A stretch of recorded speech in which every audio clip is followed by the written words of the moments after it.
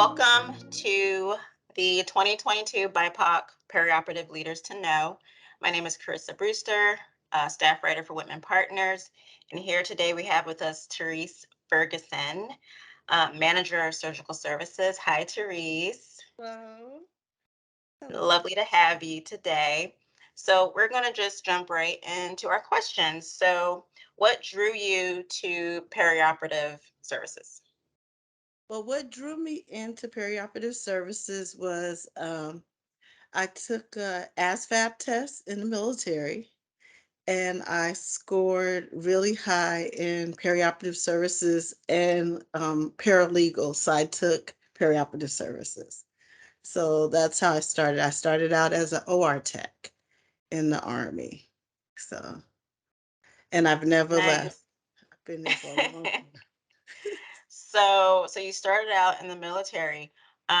What made you decide to go into the military to serve? Um, I have a family member. My uncle was a lieutenant colonel, and just seeing him with his team and his troops, that I was so impressed by that. It wasn't something that I was interested in at first, and then just seeing, because he's very disciplined, very organized, just seeing how and then the respect that his troops had for him. Um, I was just very impressed. So I started asking a lot of questions about the military. So he was the one that took me to the recruiter. He gave me books to prepare myself for testing. He told me a lot of inside things that prepared me for my career path because I was um, graduating out of high school at 17. So, you think college, and I knew I was going to college, and then I changed and joined the military, and it was like a shocker for everyone for me to join the military. Yeah, I'll bet. Sounds like it was a good decision for you. Yes, it was a great decision. It opened my eyes to perioperative services, to work in surgery. I was just amazed to see the different specialties, different surgeries, and then to be part of that team helping the doctor, helping the patients. It was just so amazing. I think at 17 or 18, you don't understand the impact that you have on someone's life or the impact that the team had on my life at that time. Uh, so many so many of my habits, so many of my perioperative leaderships started at that beginning stage of my Mhm. perioperative career. Yeah, and do you think that military training gave you a really solid foundation for serving in the civilian sector? Yes, yes, I would say it trained me to be responsible. Um, it trained me to be accountable, hold on to standards. Like there are standards, like we had a smart book that all the soldiers, we all knew the same disciplines, the same processes and procedure. And I'm very process and procedure driven. When I'm speaking to someone, I'm empathetic, I listen, but it's important to direct people to the process, to the why we're doing this. Um, and if the process isn't working, let's discuss what are your suggestions so that we could work together in improving the process. But you have to have a process and you have to have standards. So, and especially in OR, is they compare an operating procedure or a medical procedure to flying a plane. So, there's checklists, there's balances, there's things that you could do before you could lift off with travelers. And that's the same thing with surgery. And I enjoy process and procedures. Yeah, I love that you love that. We need people like you to love that. Um, so we are, gosh, how many years into COVID are we? We are Ooh, almost three almost three. years. Three. Yes. Yes. Um, how has the pandemic impacted your leadership style, if at all? The, it has it has impacted not just my leadership style. But for my leadership style, you really, um, it was a, it's a period of time that you have to listen to people, and you have to understand what you thought was going to happen is so unpredictable. And in the process, like the OR had masks and had all this equipment and had all these things. Other areas did not have that quantities in their area. So when the pandemic started and they needed to order masks, people who had started ordering masks would have their par levels and have that ability to order. And with me understanding that, you learn to share. You learn to say, I have this much. If you need something, we have this. So we would have a huddle, a tier group, and we would report what we have as surplus and how we could share with others. So I believe our teams became closer. You listen to the needs of the staff.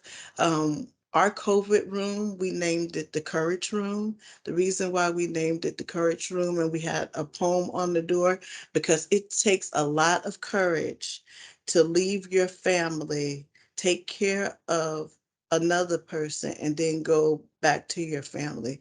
Sometimes families weren't empathetic to healthcare needs. So I researched a lot of resources that we had. So we had resources with hotels that if a family member spoke to me and said, my family doesn't feel comfortable with me going home, or I have to go and get dressed in my basement, um, those resources were explained to the family member that we have a hotel that they are working with us, and you could stay at that hotel. And I think it was a different relationship or a different type of conversations we were having with our staff. Um, and they were very honest conversations because it's, I don't want to harm my family. I want to take care of patients. How can you, or what can you do to help? And it's a lot of listening and a lot of creativity. A lot of things had to be, you know, you have to create things or escalate things where programs were developed, and they were programs that were developed on the fly, you know. So COVID, I believe it made us a lot closer. There was a lot of talking, a lot of honest moments with people where someone said for the first time, like you passed someone, how are you doing? And you looked and said, no, how are you really doing? And people told you how they really were doing, and you cared. So I think COVID changed that. Um, I think I really see it as a blessing Yeah, for yeah. for our Adversity families. Yes, can yeah, it can mold you for the better, for yes. sure. Um, so have you ever witnessed or experienced discrimination in your career? Yes, I have. Um, I have witnessed discrimination in my career, and it could be subtle things that people don't know that they're doing, or things that they say, and you, it takes a lot for you to speak up. It takes a lot for you to remain calm in that moment. It takes a lot for you to remain focused. But going back to that person, or going back and explaining, this is how I felt at that moment. This is my understanding. Please let me know what you meant, but this is what I heard. And so I had I had to have a moment of clarity when we were having a moment of so many seconds of silence, and we were honoring um, moments that were going on in history during COVID. And I had someone question, why do we have to do this? Why are we acting like this? What is the big deal? And at that moment, um, it was important to say, this is important, we're going to do this. And when you have time, we can speak one on one, where I wanted to know what this person's reserve, or what was the lack of understanding that they had, or what clarity they needed. But I also realized I'm not the person that's going to give you the clarity. I just need to give you a moment to speak, and then understand, um, yes, you have a way of thinking about things, and this is what's going on. And I don't feel, because I am a person of color, that, like, my situation or way that I explain it is not going to be like another person of color. So I had to start saying that, just because I'm a person of color, I'm not speaking for everybody that has a person of color. And I think I had to say that a couple of times, because people think when I speak, you're speaking for every Black person. No, I'm not. I'm speaking for how I'm feeling and the interpretation that I felt at that moment, you know. And it's just communicating. Yeah, yeah. And were these moments of silence related to like the George Floyd and that stuff? Yes. And Yeah, you wanna, and at that moment when you're talking about moment like George Floyd, I'm not speaking to you to say what stands you have to take. It's the respect for the event. It's the respect for the moment. It's a moment of silence so you can reflect. I'm not telling you how to reflect, but it's something that's very important. So, and I want to say, during COVID and during this period, you heard the word diversity and inclusion a lot. You know, it became like that new word that was said a lot, but I don't think people understood it, or the way it was used, people thought it was um like I'm not included, or I'm no, you're included. It's just acknowledging that it's other people. It's other types of people, it's other lifestyles, and we have to include all people. yes, totally. Um, what do you feel that staff, executive search firms like us, talent acquisition professionals, what can they do to promote and encourage diversity and inclusion in the OR, in your opinion? Having the conversations, having those critical conversations, um, having a mixed group of people together, not having people who have similar thoughts together, having different people from different backgrounds discuss topics, or have a think tank together. I think we need more of those, because if you look in departments, or you look, most people hire similar people. If you look in the departments, they're similar. So it's, how do we connect and have different people from different walks of life, um, talk about real subjects and feel like they can voice their opinion in a place that's protected. Or if someone does object to what you say, that you're able to have a conversation and articulate how you feel, and not feel like there's going to be recourse. So I think we really need to have open conversations, open dialogues. Yeah, you bring up a good point because, like, like networks are still like siloed along the lines of class and like race, Yeah, pretty that's much. true. If you look, um, because I was joining a group, that a communication group, and I went before I joined the group. I went to different groups, and when I went to different areas, it was like the same people in each of the group.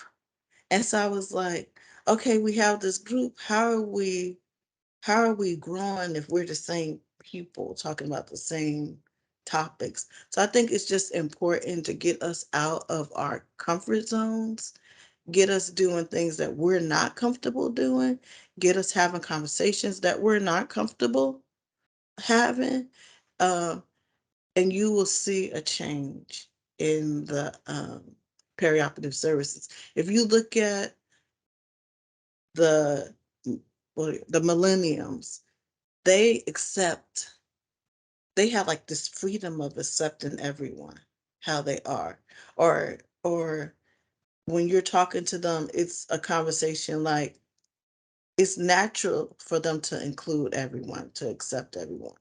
So, but there's some sensitivity also, sensitivity on that side. But I just think it's important to have these think tanks with different people with different backgrounds, different economic, challenges, or even education levels. I feel that we should all mix together.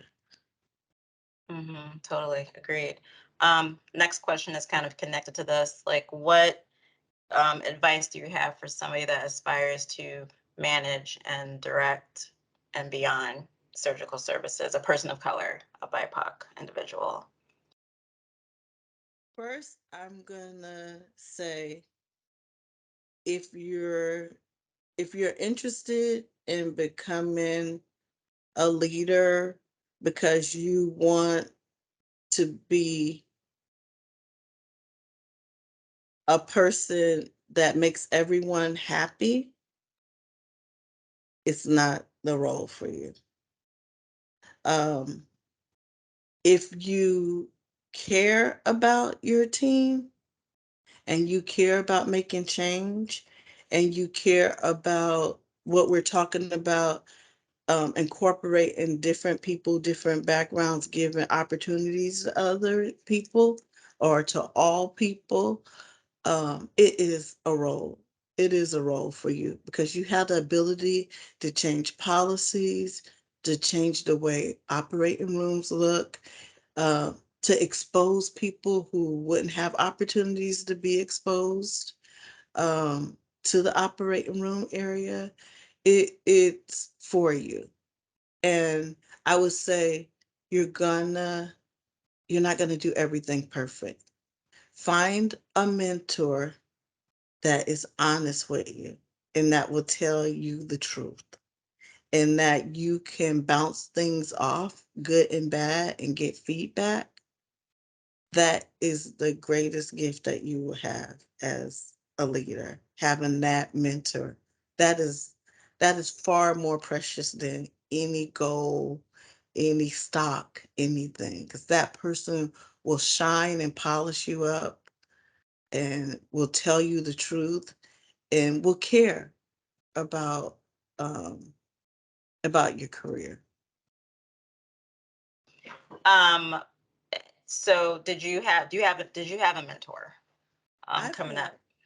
I've had a few I've had a few mentors, and when I was talking about having an honest one, my captain in the military, she was very honest with me. She set the bar very high.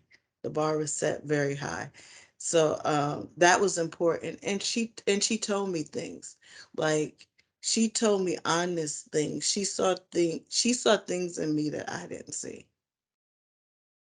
Um, and I'm grateful, so grateful for that. Yeah. Um, what do you think are three key areas that a mentor should cover? You did mention some, so like being honest was one thing you said with your mentee. What are like two other things? Um, a mentor should what's important is that a mentor tells you some of their things or their struggles so that you could understand that they're human and that they went through things. And I think that's important, so you won't so that you could understand their journey or their backstory. And then the other thing is that they tell you that it's gonna be okay.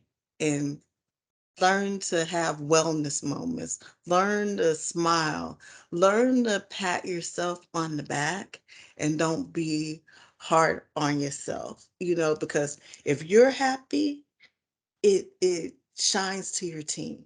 If you are feeling good about accomplishments and you're able to tell other people that you're happy with their accomplishment. And when my mentor said that, she was like, it's important for you to acknowledge the good that you're doing. And wellness is important, taking that moment.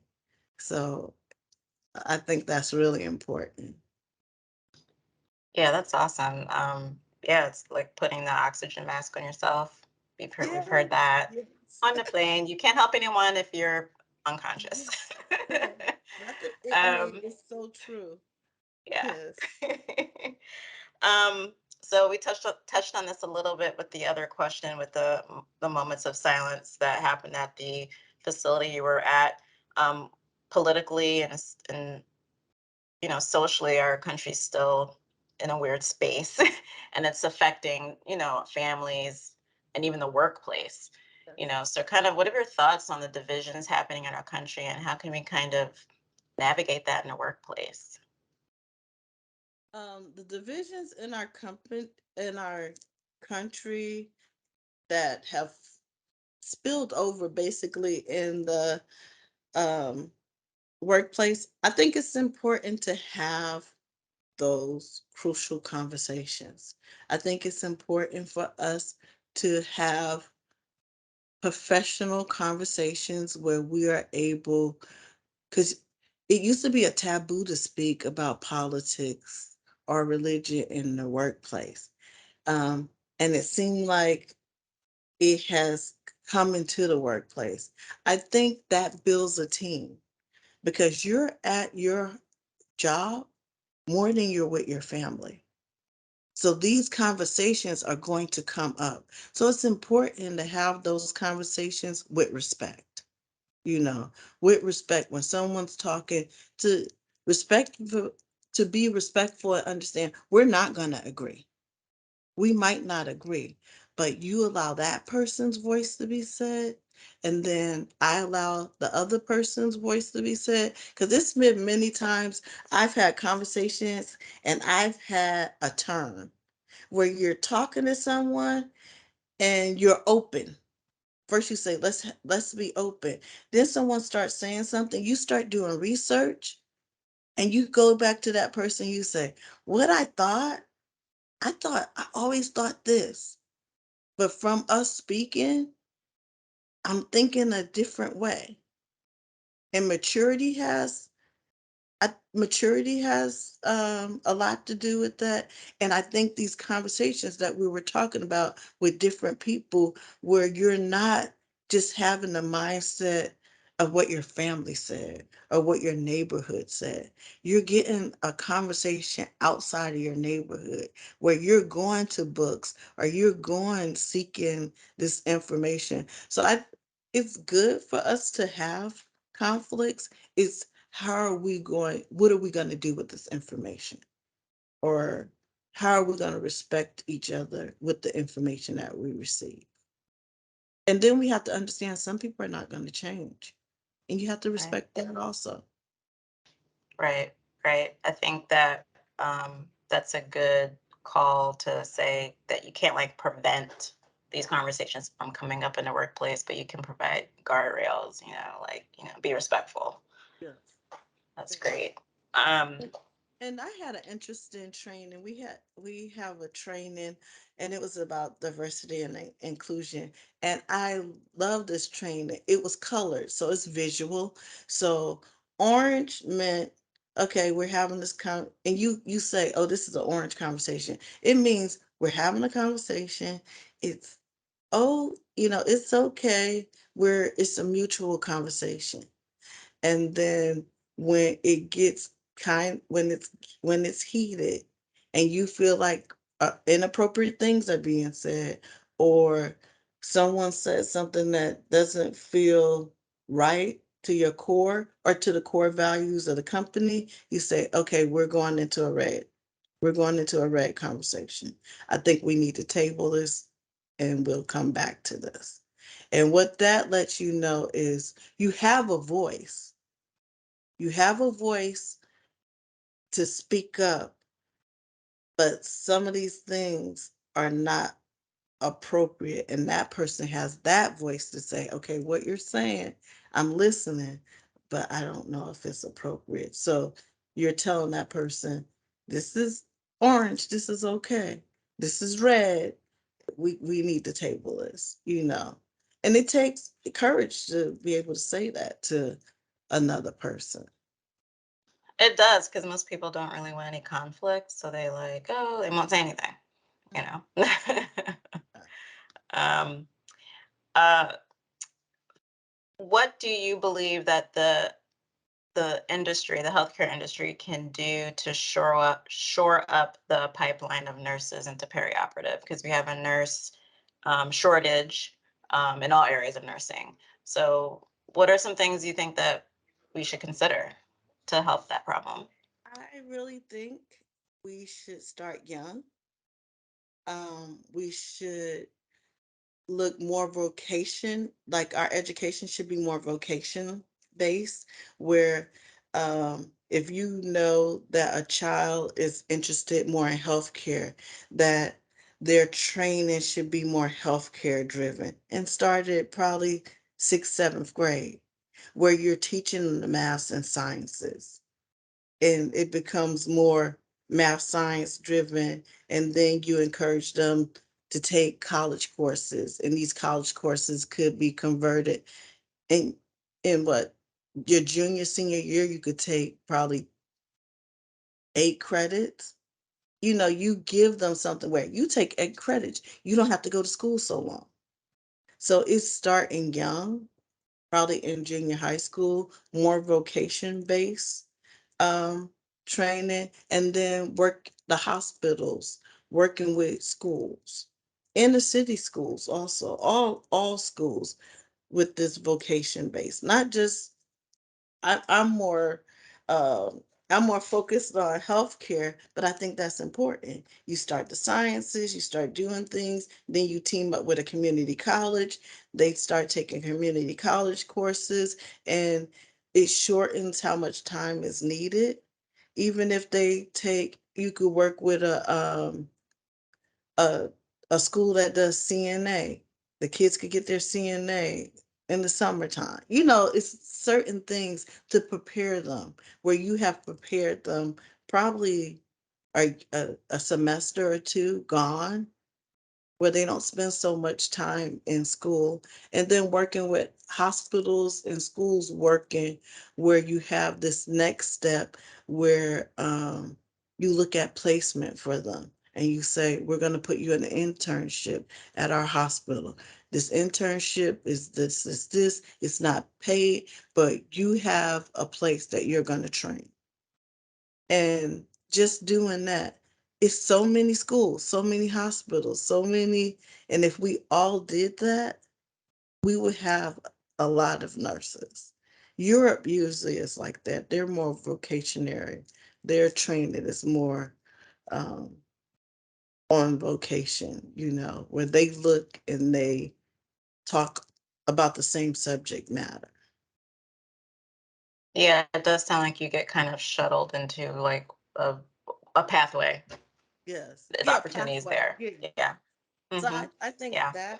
I think that is great. And I think just recruiting, because there's a lot of second chance careers. There's a lot of people currently that were in other careers that are going into nurses.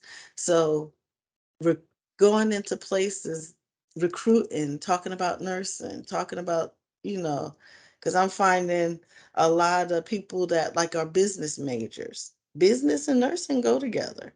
So business majors going talking about nursing if they're interested. So doing it early where second career choices can convert also. And I think they only need 2 years to convert to nursing if they have a degree. Thank you. so much for Yes. joining us. It was lovely to meet you. I am so happy that you agreed to have this interview with us. And I will probably do this again because maybe you'll be a VP at some point. We'll interview you for the power list.